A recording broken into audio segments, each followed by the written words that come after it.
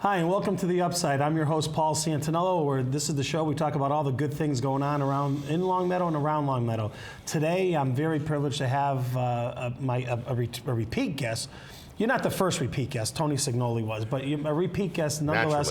My good friend, Brad Shepard, good to see you. I'm glad you're back. Always a pleasure, Paul. Thank you so much. On today's show, we're going to, and Signoli's a repeat guest because I've known him since high school. Everybody's known him since high school. Caught the man with a toga on. I've known him since reform school. There you go. He hasn't been reformed yet. That was a long time ago. So we're going to talk with Brad today about a nice opportunity, a unique opportunity that he is going to share with us about something that's going to, I think, change the game in Western Massachusetts in the radio business. And why don't you tell us a little bit about what's going on and how this all came about and where we are? I think it's going to change the game, yes, at one level. At the other level, I'm hoping that it's going to enhance people's lives, because that's at the root of the whole thing, too, believe it or not. Yes, it's a reinvention for me, and it's a sort of a revitalization of my own personal career. That's part and parcel of it. But we're referring to something new in media here in Western Massachusetts. And it's kind of funny because radio exists, TV exists, the internet exists, you know, but the man that I'm associated with right now, Michael Harrison, who's been in communications all of his life, sort of put everything in a test tube, mixed it up, shook it up, and out came something that I think is unique, and I think is not duplicated. I think it's original. We're calling it PioneerValleyRadio.com. Yes, it is an internet address. That's the platform. It's a website.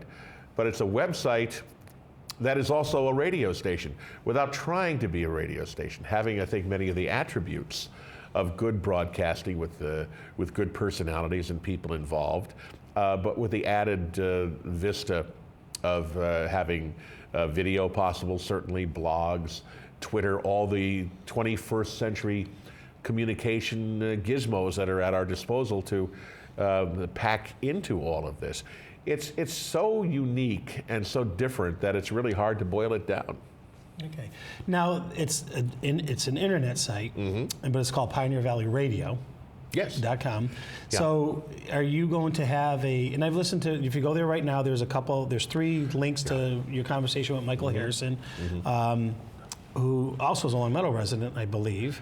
I'm going to come to that in a minute. I didn't know he was here, and he didn't know I was here, and we both have careers that in many ways have run on parallel tracks to one another, and what an absolute joy it is. I got to know him some years ago, but we've had sporadic contact.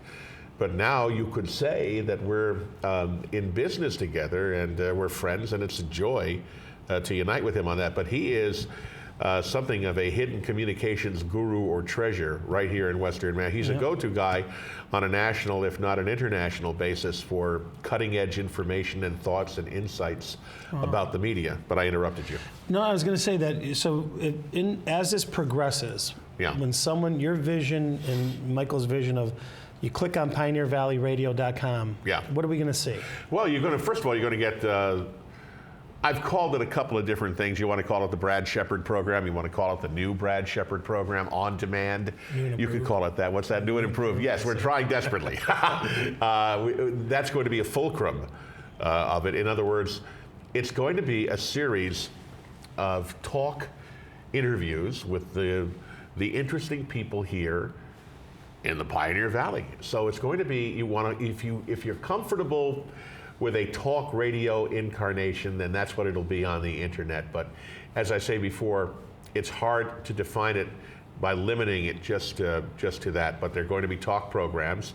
A talk program on PioneerValleyRadio.com could be 7 minutes long. It could be 2 hours long. You know, it depends on who it is and what we're doing. This is the alchemy of the whole thing, that there are literally no limitations to it. The sky is the limit. There isn't a corporate structure that is making requirements. The government isn't making requirements.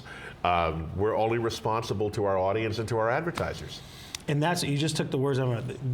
This venue allows you to develop the content the way you want to, as opposed to Absolutely. fitting a square peg into the round hole of what Absolutely. the average radio show looks like. Yeah. We're not impugning traditional radio. God knows I cut my teeth on that, and I had a lovely career in it for close to 40 years, and it'll always be near and dear to my heart. But the point of Pioneer Valley Radio is that there's room for everything, and things that in the past have been squeezed into a niche because there's a question about the saleability of it are no longer in a niche because people might truly enjoy learning, experiencing, listening, viewing what those niche elements are. So no one is going to say, yeah, there's no mass audience for this, so we're not going to do that. Don't do that. That's not going to be the deal with this particular medium, if you will. Right. So when you look at shows, and your most current former employer is WHYN, that's where the morning show Yeah. was. When you look at after your show, it was basically syndicated programs. it was pretty much the last, pardon me, it was pretty much the first and last local thing there, which is no different from the AM radio stations pretty much throughout the country. If you went to Worcester, it would be the same thing on WTAG out there, where the morning show would be Right. live and local, and then you go right to, generally, you wind up with Rush at noon, but prior to that, it could be Glenn Beck, it could Right. be whomever, and then Howie Carr at 3 o'clock in the afternoon, But live and local morning shows seem to be the air pocket for the local hometown morning radio personalities. And it was more of for radio stations, it became an economic driver that you pick up the Rush Limbaugh show or whoever it was at that time slot, because you didn't have to hire the on-air personality and you sold ads. Of course, in a national show hosted by a successful personality, an icon, whatever, could also be privy to being able to provide you with guests and people that you might not be able to get all the time at the local level. So it's affordable to the radio station. How affordable it is, I don't know. I'm not in that whole area. I'm not in that whole arena, because there's no question that the rights to the programs are not inexpensive, nor what you have to give up perhaps in advertising inventory on the air to them to secure the exclusivity of these programs on your station in your market. But that would be the last live and local thing you'd hear on a radio station, would be the morning program. Right. And so when you look at and we're going to talk a little bit about some politics and stuff. I looked, I've listened to and just inadvertently clicked on it. I like to go to read the Boston Herald paper via the internet. Okay. Funny thing about what they're doing, isn't it? Boston Herald Radio Yeah. is a huge program now that started off on a very small basis, and I remember. Very early on, clicking on that link and listening to it, and they had Jacqueline Cashman, who used to be on Channel 22. They had a few others on there, and now what I've read is that they also bought a radio station now, a real radio station, bricks and mortar, because they're expanding that programming. But they've actually shown that you can have a radio program without having a radio station. Funny thing about that, isn't it? Yeah, and this is where it's all headed. We're in the 21st century. Now, I don't believe necessarily that traditional radio is going to be displaced or turned into something extinct. I mean, everybody seems to believe that. The movies believe that there will be no more movies after the television era and that kind of thing.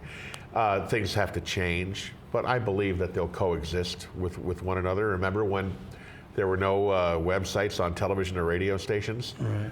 Now every radio or television station has a digital entity, and if and one fine day it might be, oh yeah, this website also has a radio station, And they're also trying to deliver content through their websites that unfortunately for them, their restriction is it has to be developed by them. So in other words, you go to WWLP, for example, and you'll see a segment on their weather or a news story, but you won't see a news story from Channel 3, for example. Well, correct. Yeah. But on Pioneer Valley Radio, your snippets don't have to be, or your short programs don't have to be your Pioneer Valley Radio developed. I am presently not aware of any such restriction. Right. And so, How political was that answer? That's pretty good. I like that. I'm Yeah. presently not aware of any such restriction. I don't recall. That's all you got to remember that answer. My favorite line was when Steve Martin was doing one of his comedy acts. Yeah. He wouldn't file his taxes, and when he went got questioned by the IRS, we'd say, I forgot. Yes, Yeah, just so tell them, I forgot. There you go. See how that works for you. But, Yeah. but my point is that because there are no limits, you don't have to have Pioneer Valley Radio only DJs, for example, develop a program not. for you. So you're able to reach you will be able to reach a much broader audience than our traditional media outlets will. As this has been presently established, the program that I'm going to do, so to speak, is going to be the fulcrum of this platform, but other shows will be developed, absolutely. Okay. Because let's face it, we have more than a few, as Michael Harrison has put it, displaced personalities from radio, television, print, through no fault of their own, who might very well welcome an opportunity to get back into the business, if you will. I would love to see that, because I think I think what's happened in media in general, at least in my opinion, is you've got to write about, talk about, or whatever it is, televise about what is being driven down by the corporate ladder, as opposed to what you might want to do as an individual, for example. No question. Yeah. But from the standpoint of the listener, and again, I'm not going to impugn what a radio station presents to you, but you're not at their mercy any longer. You don't have to wade through interminably long commercial sets. You don't have to listen to traffic reports that are unnecessary or not even correct sometimes. Most people are getting their weather from their phone or from their tablet or whatever. If you're tuning in to hear a specific personality, subject, or content of any kind, why should you have to go through anything else before you get to it? You can come right to it on the medium that we're putting together. Now, will your show be every morning at the same time, or every day at the same time, or is it just going to be up there, or how's that going to work? This is the most commonly asked question. And all I can do is respond to that. I'm a common person, you know, so so it fits me. That we get along. Yes. All I can tell you is that I know that we're going to grow and we're going to go through changes, and what we're doing today is not necessarily what we're going to be doing a month or a year from now. Okay. So, right now, the answer to your question is, when can you hear me? Anytime. Anytime. It's download at the moment. Okay. Now, there's a word, podcast. We're not wild about that. We call it on demand. Okay. For a lot of different reasons, which are not necessarily relevant to this discussion. But you want to hear it? There it is, on your phone, in your car, on your tablet, whatever, ultimately. Could the show stream in real time? Sure. Could we be a telephone listener interactive show typically? Sure. Not going to do that tomorrow, but all that could be what we develop. Yep. Right now, it's just going to be, you go to the website and look at the interviews and the programming that's there, and it's available to you. And yes, the plan is to constantly generate programming, so that there's always something to access for your entertainment and for your information on this site. All right. I want to ask you a question, a little historical question. Sure. These little devices, 10 years ago, I remember when a friend of mine was able to get baseball scores on his flip phone. Yes. Right? Now you can watch baseball, and I mean, I do watch television on here and things like that when I want to. What really changed in media, not just radio, but what do you think has really changed in the last 10 years or so that has affected the way, you and I talked shortly before we got on camera. My kids, if they listen to the radio, it's in the car. Most times it's plugged in through their phone or something, through a Bluetooth device, and they're listening to a Pandora, I think it's Spotify or something like that. What's many changed? of them. Yeah, well, and I only know how to just push a couple buttons. But my point is, what really changed that you saw over the last 10 years or so in radio, in traditional radio, traditional media, that it's not going back to the way it used to be? Well, you have audiences now who are growing up who've never necessarily even seen a kitchen radio. And you just said it. Yeah, they're listening to all their material over their phones because the technological changes are what's amazing. I mean, what you're hearing on your phone is not traditional, typical telephone quality. Plug in a pair of headphones, the bandwidth, the frequency response, whatever the technical aspects of it all are, It's as good as anything you ever listened to on your home stereo system, so there it is. Why do you need to go and buy CDs anymore? Did you ever think we'd be having this conversation? No, because I still have my cassettes. It was yesterday. I was buying albums, you know, and then the CDs. I discovered CDs, and I thought they were the most amazing thing I'd ever heard in my life. And at that time, they were. But now, why does the average younger person even buy that anymore when they stream everything? Right. You don't have to even own the media anymore. Now, I still do. I mean, if there's a movie I like to own the DVD. I on rare occasions, will actually still buy a CD, you know, that kind of thing. But the immediacy has changed everything, and I don't know if it's a blessing or a curse or maybe a little bit of each, because you will have, as we move along, as all this evolves, people who realize that they don't have to wait for anything anymore. So what happens ultimately to appointment television or appointment radio in a world of point and click and in a world of logging on? I think the answer is pretty clear. Okay. Now, you mentioned that Michael Harrison's one of the people that internationally and nationally that people go to for ideas about contents and deliveries and so forth. Is there a model that you're following, or are you guys having some fun putting it all together and seeing where it goes? The model exists clearly in Mr. Harrison's mind, because he's really the creator of this whole concept. And I think if he were sitting here with us, he would probably say that, you know, he wanted to, he would think it was a certain bit of serendipity to find, in his view, the right guy who could be the community entertainer, performer, point guy for such a concept as this. But is there a template? Not sure. It'd be a good question for Michael. I know that he is what someone might call the father of podcasting. He really developed it. He developed the first. This is one of the busiest people I know. People don't know this about that he's hunkered down right here, and that he publishes 2 industry publications. Wow. I start to talk about his resume. I'm going to leave things out. He produces programming that airs on some of America's biggest radio stations in New York City and elsewhere. Some of it right here in Longmeadow. So who knew? Yeah. You know, I certainly didn't. Right? I can tell you this, that back in my DJ days, and yes, I had them, and they were great, in my music days, that there was an industry publication that you waited for every week. It was the new R&R, Radio and Records, and boy, do I remember everybody scrambling for this. New R&R come in, you'd grab it. Are you done with the R&R? You'd grab it. I found out that he created that publication. Really? Yeah, and still neat. does. And still does. Talkers is the industry Bible for talk radio, and actually for not just talk radio, and talkers.com, the companion website. So all that is produced by Mr. Harrison, who I am very pleased to be connected to and associated with now. And you're going to have a lot of fun with this. Already have. That's awesome. Already have. Our meetings have been wonderful meetings.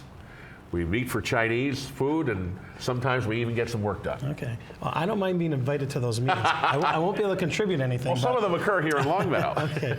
So, you know, it's interesting, because I've had Brad on my show, and he's fortunately had me on his show. Many times, yeah. Well, you were always the go-to guy for Longmeadow information. That's what I tell everybody. Yep. So I want to veer off from Pioneer Valley Radio for just a second. Only a second now, because I want to talk a little bit about politics. Sure. Because I didn't have you in here before the election. I had the good fortune of having my good friend Mr. Signoli and Rob Rizzuto from Mass Live, and they were dead wrong. No, but but they were. It was interesting to see what happened. And as I try to explain to people in the gubernatorial races that we had here, or the statewide races, you didn't have a clear Republican ticket. You know, obviously, because you would have had a Republican Secretary of State, Republican Attorney General, and the only Republican statewide office was Baker and Polito. You did have some changeover in the House and Senate seats, but you know, not much. But some seats in the Sturbridge area, where Ryan Fatman won, that was a long-held Democrat seat. What was your take on Baker and Coakley and what happened in the race? Well, we've sort of seen this happen before, and my take on it is that it's proof that everything is cyclical. And I've always thought that Baker's a good guy. Every time I've spoken with him, every time I've had him on the program, he's been it's a hackneyed phrase to say that somebody is down to earth. But I guess things have shifted in Massachusetts about as much as you can really expect them to in this state. It is still a hard row to hoe for anybody on the other side of the aisle, you know. And you could say that this represents a little bit of a sea change in the attitude of the voters and of those people who still do go to the polls. I think that would be a realistic analysis. Okay. I was at the MMA conference, it was the Mass Municipal Association, and it's for elected officials and so forth. Yeah. And Charlie, this was just last week, and Charlie spoke. He was after they had their keynote speaker who, quite frankly, was overpaid probably than the dynamics of what's going to happen in the world. Futurist. Yeah. That's what he was, a futurist. Oh, okay. He gets paid very handsomely for that. So you can be a lot wrong and still get paid. It's like a weatherman, except a lot well, you certainly have to, for a futurist, if you're wrong, you have to wait around quite a while to find out, that's don't you? That's right. And he's on to the next thing. But Charlie spoke at it, Governor Baker, I should say, and I don't want to make it sound like we're good friends, but we are. Oh, you name dropper, you. He spoke at it, and it was the only time he got a standing ovation from the elected officials in the room, primarily most of whom are Democrats, because he released local aid that Governor Patrick was holding up.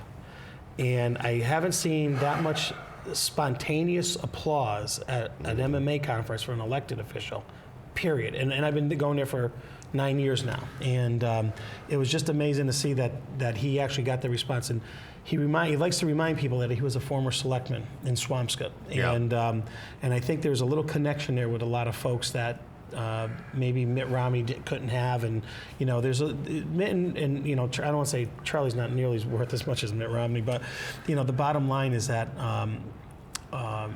he had the ability to connect with people, like you said, and I think that you do see where he is. I would call him a down-to-earth guy. Yeah, because I don't think that Charlie's success and position in life has ever isolated him. Right. And it does sometimes. It puts up walls. I mean, you know, not to go down this road, but I would say that the other side of that, the extreme, would be John Kerry. You know, where there is isolation and there are walls up. That's not the case with Charlie, and that's probably to his credit. As for the local aid release, I'm sure there were so many who were perplexed at why that would ever be held up, irrespective of your political position or persuasion. So it was a logical thing to do, and obviously it certainly earned him some kudos. Yeah, absolutely it did. So on the national scene that we're seeing now is we're gearing up for 2016. Oh, so here's where I think the big boom is for Pioneer Valley Radio, right? All the political stuff. So we have on one side we have obviously Hillary Clinton is already purported to be running in the front runner over there. I think there'll be some people that have. I want to see Joe Biden run just for the entertainment value. I think he's a nice person, but he just likes to put his foot in his mouth, which is fantastic. If you're into politics, and on the Democrats, him the other day, and I forgot where he was speaking, and I thought to myself, well, there's no question that the president does like the use of drones. You know? How to do it. But he does give you that entertainment value. Yes, he does. Late night talk show host. You never want to see him go away. And I'm sure he's a nice person. I've had so many occasions where people have been snide and sneering and condescending about President Bush and his relative ability or inability to succeed in public speaking contexts and so forth, or he gaffed, or he said this or this silly, and all I ever say is Joe Biden. Okay, and, to be fair, and you know, that's well. It's fun though. It'll make it fun though. Well, of course it will. There is no question that this might be one of the most incrementally interesting times in American politics, simply because I think we are more divided. I think the gulf, the schism that exists between the two parties is greater than it's ever been before and harder to bridge than it's ever been before. And metaphorically speaking, can you bridge it without falling into that that schism? I'm not sure. And you don't have to go back that far, because Bill Clinton was one of those people who drew people from both sides of the aisle, and before him it was Ronald Reagan. Well, there's no question that I don't know entirely if it's the times or the man or a combination of the two, but I have never seen the polarity at the extreme it's at right now. And I think Clinton is a wonderful is a wonderful touch point for that. It's true. And I look back and I think to myself, boy, I remember not being a real fan in so many areas of President Clinton, and I think, oh my God, no, you know. And those of us who felt that way, can we sit here and say, oh geez, well those were the good old days? Yeah. Well, to a great extent we can. Right. As it's not good right now for, you know, for so many different reasons.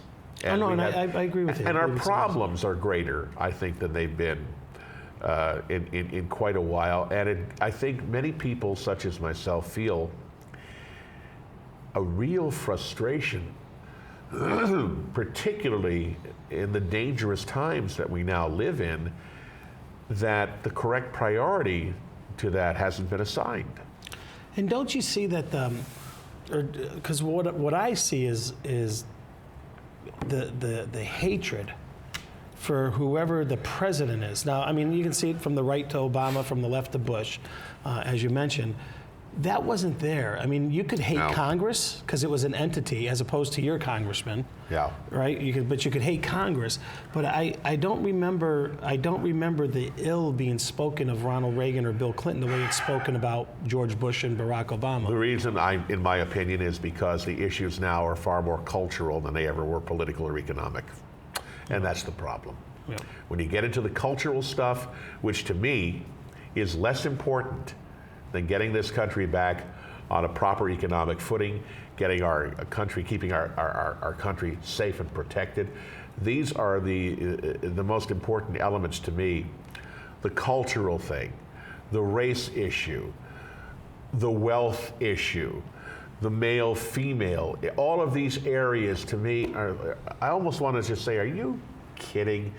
Let society work that out, as it pretty much has ever since we crawled out of the primordial soup. It's not the role. Be careful, there's no Catholic church. You're lucky. That's okay. Get out with your Darwin, folks. That's right. No, we're going to have the Scopes trial right here. Yeah. No, you know what I mean? I mean, why is this move so forefront? And I think all it does is the more that you table these issues, these social issues, and the more you elevate their importance, the greater the animus grows, because people are just, it's an emotional thing more than anything else that people are not going to agree. Now, if you discriminate against somebody, I still like to believe that we have laws and courts to deal with that. If you've damaged somebody, we have laws and courts to deal with all of that. The rest of this stuff, where we keep trying to legislate what people feel and think, is the greatest non-starter of the age. You can't do it.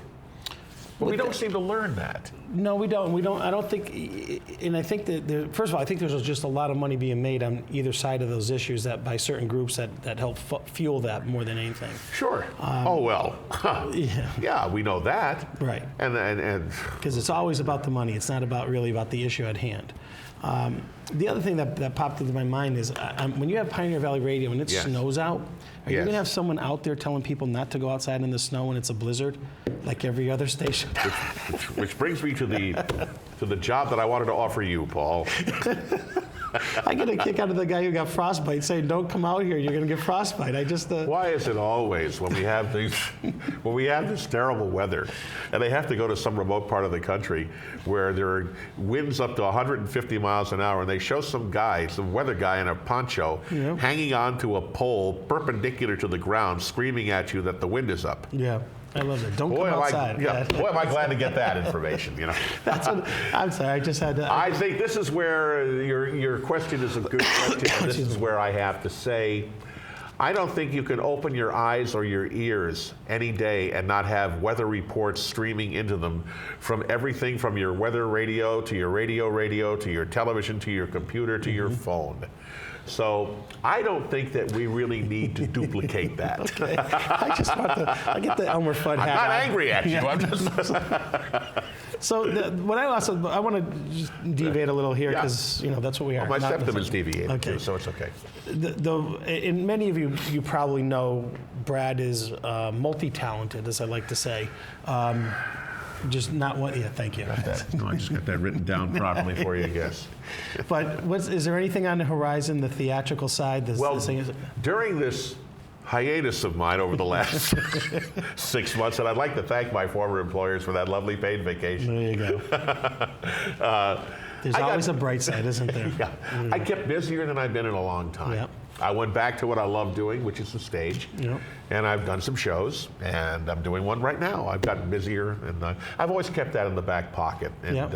and it's a lot of fun for me. And so I went down to the Opera House Players in Broadbrook, Connecticut, and I did Fiddler on the Roof down there. And right in Hamden, at the Theater Guild of Hamden, director Mark Giza put up a landmark play, a very, very hard-hitting, very intense play that I don't think a lot of other groups might have had the guts to do, and that was called The Normal Heart. And I did that, and I'm doing a little cameo appearance in the musical Follies. That'll go up in March. And I did my concert at the Majestic Theater in West Springfield with Danny Eaton. I love working with Danny Eaton and that terrific theater. And I had my daughter, Meryl, working with me in that show. And I did Home for the Holidays, the Christmas show at the Majestic Theater. And I did some other Christmas shows with Richie Mitnick. We were working on those. And hopefully I'll be looking forward to doing my concert again. I never know when it's going to be. Sometime June, July, August during the concert season at the Majestic. So, and if anybody wants to book me for a restaurant or a gig, or we're available for you. There you go. Yeah. So I'll get busy with that. No, because I see the Facebook postings and I get Well, thank heaven for the social media. Absolutely, and I think it's got to be a neat experience to be singing with your daughter. Oh, well, yeah. And she's going out on her own now and doing really, really well. She's got a regular gig at Sophia's, which is in Springfield. Yeah, good for her. Or is it Wilbraham? I think it's Wilbraham. Wilbraham. It's in the Breckwood Shops, I believe, in Wilbraham. And she's doing an acoustic gig there. Has done an acoustic gig at Slaja, the restaurant in Holyoke. And that's another thing, getting back to Pioneer Valley Radio, is that Springfield, of course, is the fulcrum of Western Mass, but we're saying Western Mass because we want to be everywhere. We want to be in Longmeadow, we want to be in Holyoke, we want to be in all these different places. Because Michael and I were talking about this too. It's kind of interesting because we've each lived and worked in different parts of the country. Now, I've stayed in New England most of my adult life. And I have an adult life, by the way. And Except you're not an adult, but I got to it before you did. that's it. Yeah. Excuse me. It's easy when you're your own straight man. Yes. So no, seriously. One thing about these towns here in Western Mass is that in other parts of the country, you might go from one town to another and go through the outskirts of one town before you get to it. Here, all of our towns are so closely related. You can drive up State Street, and if you keep going, you're in Wilbraham. You can drive and then, on 57, and you're in Agawam. So all of these towns are part, in my opinion, in my feeling, more than anything else, of Western Massachusetts. So the opportunity for us to do whatever we want to do, wherever we want to do it, provides a lot of terrific scope for us, because we can be on location simply with a microphone and a digital recorder, literally anywhere. Yeah, and again, no limits, but also the creativity that can go into something doesn't have to be in studio. Which Absolutely not, and that's where it's all going. I mean, it used to be, as I said earlier, that it was kilocycles or megahertz, or it was channels 2 through 13, or it was cable TV or UHF. Now, with the internet, I mean, everything local is national and international. Yep. I mean, if you have pioneervalleyradio.com, not unlike where your program goes when you produce it here at LCTV, and where it goes is you can log on to it. Where it goes. What's that? We don't know where it goes. Aha, I know where it goes. Listen, this is the best TV appearance I've made since I was on the security camera at my ATM. That was, you get bored, you go, hello, folks, I do 20 minutes right there. I was waiting for my cash. So the three people behind you aren't happy with it. But Oh, well, that's their problem, isn't it? No, but you have that. You have all that scope that you can do what you want literally anywhere you want to do it. If there's a restaurant that opened up and they want us to come there and broadcast live from there, I still use that word broadcast. Well, I guess it's appropriate. We can do that as well. But what we want to do, and this comes closer to the mission statement, is that we want to enrich the lives of people here in Western Massachusetts. We want to talk about what's good. We want to talk about what isn't so good, but how to make it good. We want to get ideas out there. We want to talk to people. And we want to enrich the cultural lives. If it's civic, if it has to do with the arts. I think I touched on this with you earlier, but just to pin it down, some things that people would refer to as niche programming and don't have a whole lot of interest to the mainstream, they may be wrong in that assessment. And we might have an opportunity to flesh that out a little bit, where traditional radio or television might say, that's clutter, we don't want to deal with it, or we can't make any money on it. Again, not to impugn them, they have their way of doing things, we're going to have ours.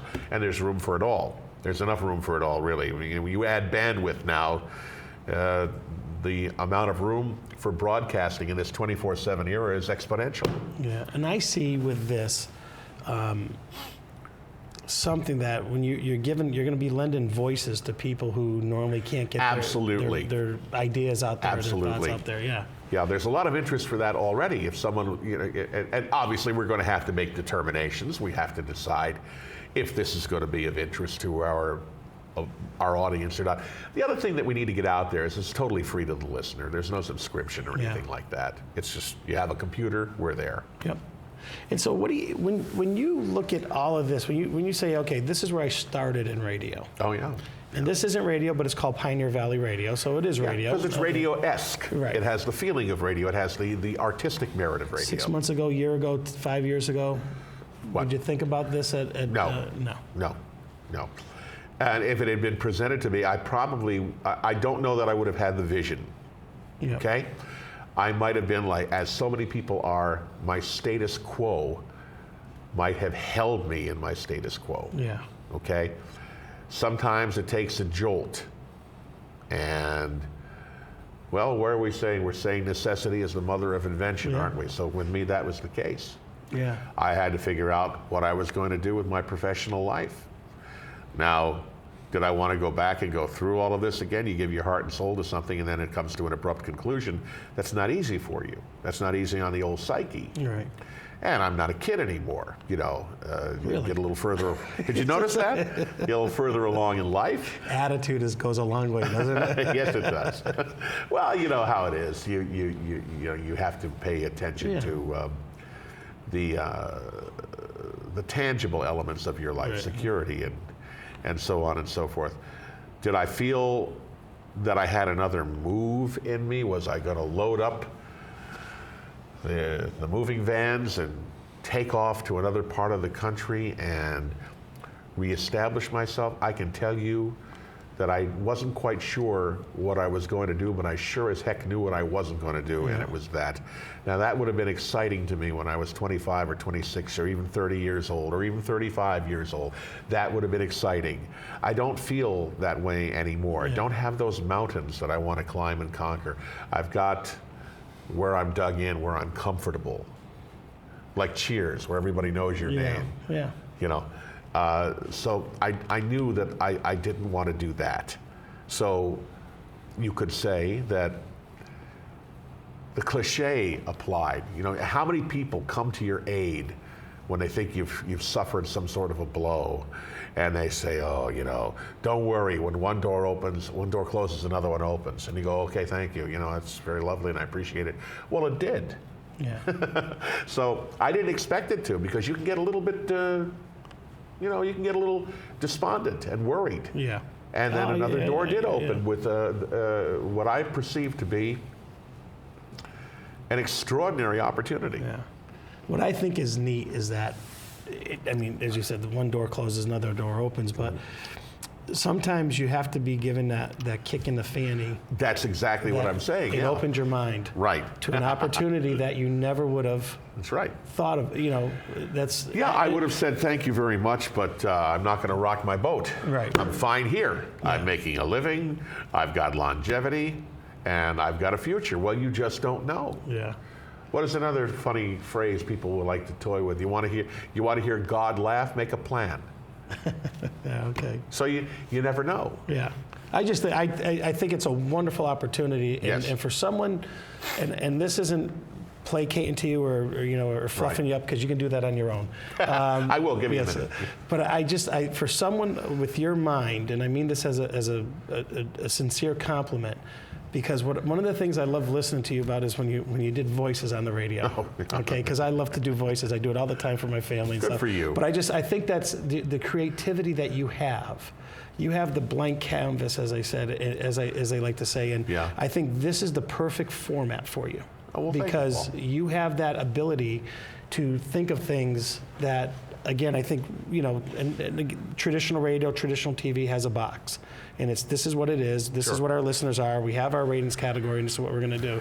And I think this allows you to be you and open it up to whatever comes out of that sick mind of yours. But I mean that. I think this is, when I heard this and read a little bit and listened to the podcast that you've done with Michael already, I just thought this is a home run for you, because this is your wheelhouse. Well, thank you. As I said, the canvas is blank, and you get to paint what you want to paint on there. Yeah. And it goes right to you have that creative ability, you have the arts in you, you have the theatrical, the musical and stuff, and I think you can reach out there and say, all these different things are out there.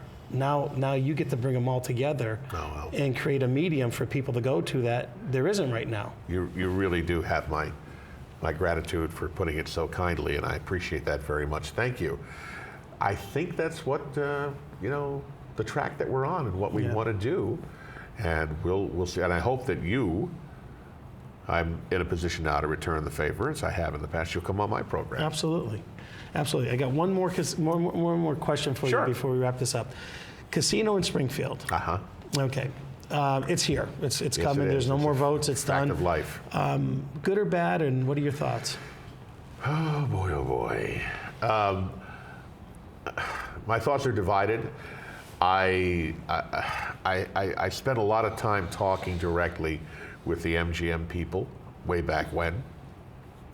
And I know that there were cultural concerns that had been expressed. And there was a natural reactionary stance on something this huge coming to pass. Did I think that a casino was the simple solution to the economic problems Springfield is challenged by? I'm not so sure that it is, but I have to say what I said so many times. Do you have something better? Do you have another idea right now? And I know I sat there, Paul, for 12 years listening to studies that were commissioned for hundreds of thousands of dollars, development directors that were hired, all of these plans to do this, to do that, to do the other thing, to bring a revitalization to the downtown, and to an extent, we would get little pulses of it. Some things would work, but no one ever really did come up with an idea to really make Springfield a center again. Now, I don't know that this is going to do that. Mm-hmm. I think it has the potential to do that. So now okay, let's see how it goes. Yeah. I know that they say that they are going to present jobs, that there will be jobs, and I know I read the comments and I hear the responses from people that just are absolutely unconvinced that that's going to be the case, and there is a lot of naysayers and negativity and that kind of thing out there.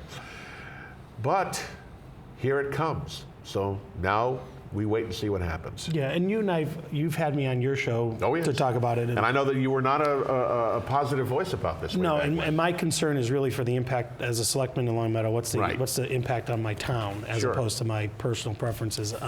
Or anybody, if you want to go gamble, as I said, go knock your socks off, do what you got to do.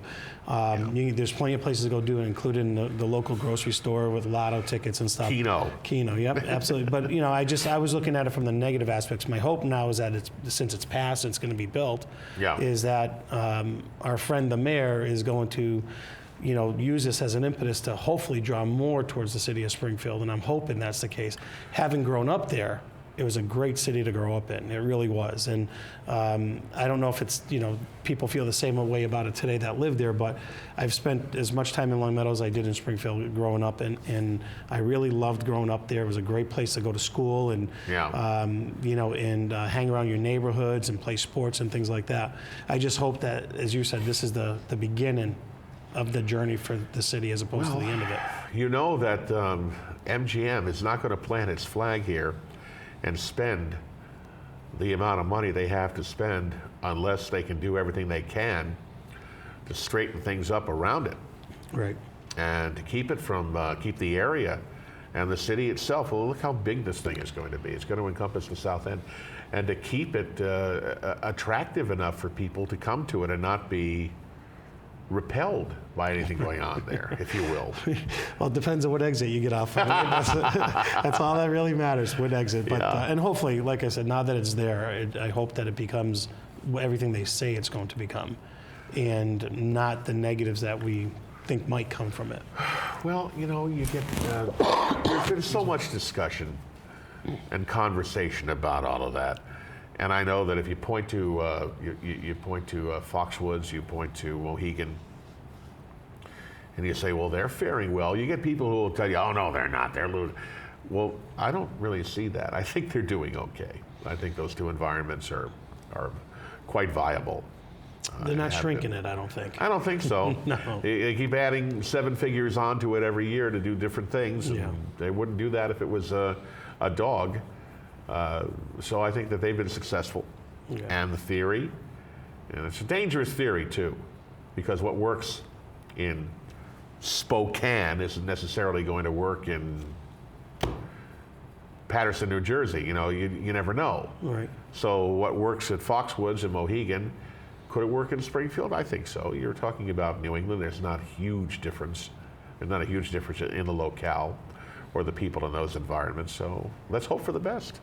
I am hoping for. Well, part of it is, Dom Sarno I've known for a long time, and I hope for his sake that it turns out. You'll be hearing him on Pioneer Valley Radio, by the way. I hope so. But I'm trying to get him on this show, but he's tough. I'll put in a good word. He's a busy man. Yeah. He's a busy man. That's what they say.